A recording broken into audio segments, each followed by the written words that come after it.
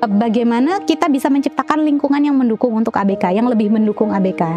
Kuncinya kalau menurut saya adalah jangan memandang ABK itu berbeda. Jadi malah jangan memandang ABK berbeda. Karena pada dasarnya setiap anak itu punya tantangannya masing-masing. Anak tipikal pun juga punya tantangannya masing-masing. Jadi ketika kita tidak melihat statusnya sebagai ABK, tidak membedakan ABK, yang kita lihat adalah bagaimana kondisinya dan upaya apa yang kita bisa lakukan untuk membantu ABK tersebut supaya bisa menjalani hidupnya seperti anak-anak lain. Contoh, misalkan di sekolah, kita tidak fokus pada statusnya sebagai ABK, tapi kalau misalkan nih kita lihat anak yang tipikal di sekolah, kan nggak semuanya pinter kan? Ada anak yang mungkin terlambat. Pasti guru kan akan melakukan membantu anak yang terlambat ini kan.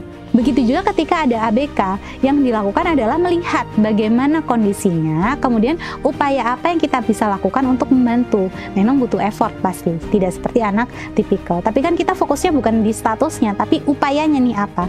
Begitu juga ketika di masyarakat, di fasilitas-fasilitas umum. Misalkan nih kita mau ke museum atau ke tempat wisata gitu. Tempat wisatanya 2 lantai, tapi akses ke atasnya pakai tangga. Itu maksudnya gimana? Anak yang tunadaksa nggak boleh naik ke atas? Kan kita juga punya hak kan? Maksudnya masa anak tunadaksa nggak boleh juga ke atas? Artinya kalau kita punya, misalkan ada museum yang lantainya 2 lantai gitu. Artinya kan kalau anak lain bisa naik ke atas, harusnya kita juga pikirkan bagaimana anak-anak yang tunadaksa juga bisa naik ke atas. Seenggaknya ada liftnya kah atau apa gitu ya, yang bisa membantu anak-anak dengan kursi roda juga bisa tetap ke atas gitu. Itu kan yang harusnya dipikirkan oleh pemerintah juga ya, banyak ya, masyarakat juga, pemerintah juga, itu butuh kerjasama di antara kita semua nih. Kuncinya adalah tidak memandangnya sebagai status yang berbeda gitu. Ketika kita memandangnya sebagai manusia, sebagai anak, kita hanya melihat nih kondisinya seperti apa dan upaya apa yang bisa kita lakukan gitu. Jadi tidak membeda-bedakan statusnya. Ini aku pernah dengar kisah di radio. Jadi ada sepasang suami istri. Nah, suami istri ini punya beberapa anak. Nah, anaknya ada yang spesial dan yang lainnya tipikal. Nah, kemudian dia itu membedakan anaknya yang spesial ini. Jadi dia kasih sayangnya lebih banyak tercurah kepada anak-anaknya yang tipikal. Anaknya yang spesial ini diacuhkan, diabaikan gitu. Nah, hingga kemudian anak-anak yang tipikal ini semakin besar, ya mereka semua makin besar, dan kemudian anak-anak yang tipikal ini kemudian melanjutkan hidup di kehidupannya masing-masing. Masing-masing punya kehidupan sendiri-sendiri kan. Dan kemudian ketika suami istri itu menua, ternyata malah anaknya yang ABK ini yang menemani mereka di saat-saat tuanya. Padahal anak yang diabaikan selama hidupnya. Insya Allah. Nah, jadi intinya adalah apa?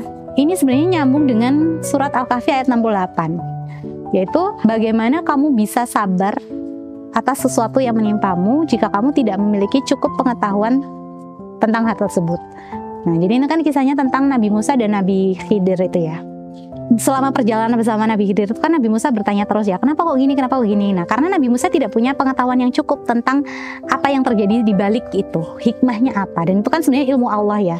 Dan kita yang harus kita imani adalah semua yang menimpa kita itu pasti ada hikmahnya. Yang mungkin saat ini mungkin kita tidak bisa melihat hikmah tersebut, tapi suatu saat nanti mungkin kita bisa akan melihat hikmahnya itu apa. Dan dikatakan sabar itu bukan ketika hikmah itu sudah ada. Kita sabar itu adalah ketika kita tidak melihat hikmahnya, belum melihat hikmahnya, tapi kita bisa bersabar. Di situ adalah pahala sabarnya sebenarnya.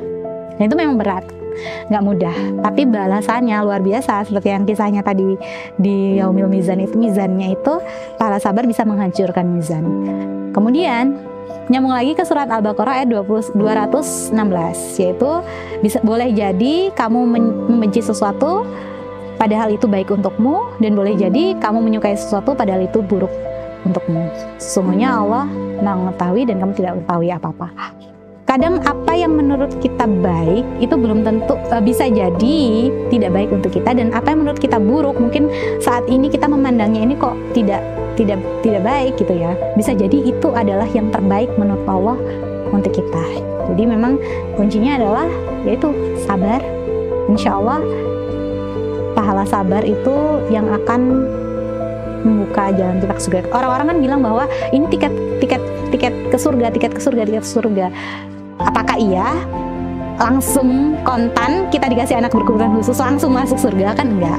Karena apa? Ketika kita punya anak berkebutuhan khusus dan kita bisa sabar, nah disitulah kunci surganya di situ. Tapi kan untuk bisa sabar nggak mudah.